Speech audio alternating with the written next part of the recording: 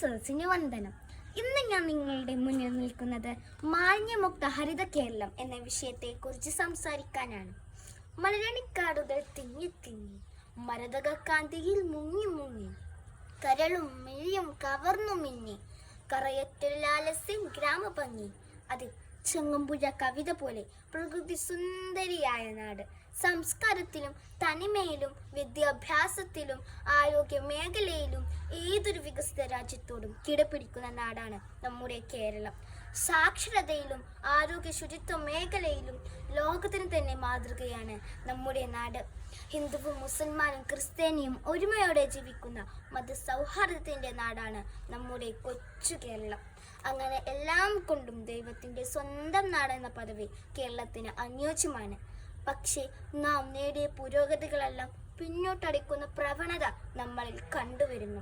ഇന്ന് നമ്മുടെ പല പൊതുസ്ഥലങ്ങളും പൊന്തക്കാടുകളും നദികളും മാലിന്യ കൂമ്പാരങ്ങളായി മാറിയിരിക്കുന്നു. മണ്ണ്, ജലം, വായു തുടങ്ങിയവ മലിനമാക്കപ്പെട്ടിരിക്കുന്നു.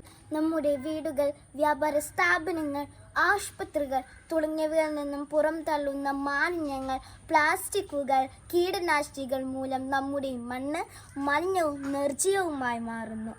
വ്യാപാര സ്ഥാപനങ്ങൾ, കൃഷിയിടങ്ങൾ, ഫാക്ടറികൾ എന്നിവയിൽ നിന്ന് ഒഴുകിയെത്തുന്ന മലിനജലം മൂലം നമ്മുടെ ജലസ്രോതസ്സുകളും സമുദ്രവും മലിനമാക്കപ്പെട്ടിരിക്കുന്നു.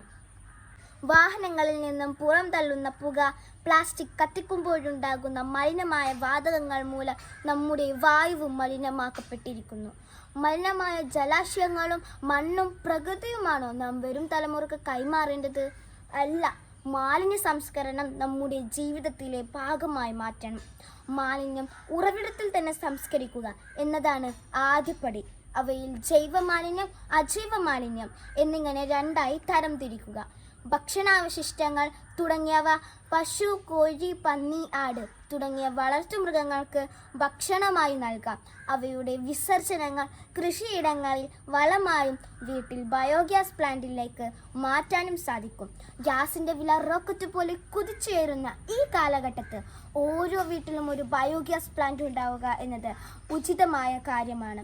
ഇനി അജൈവ മാലിന്യങ്ങൾ ഉറവിടത്തിൽ നിന്ന് തന്നെ തരംതിരിച്ച് വിറ്റ് മൂല്യം നേടാവുന്നതാണ്.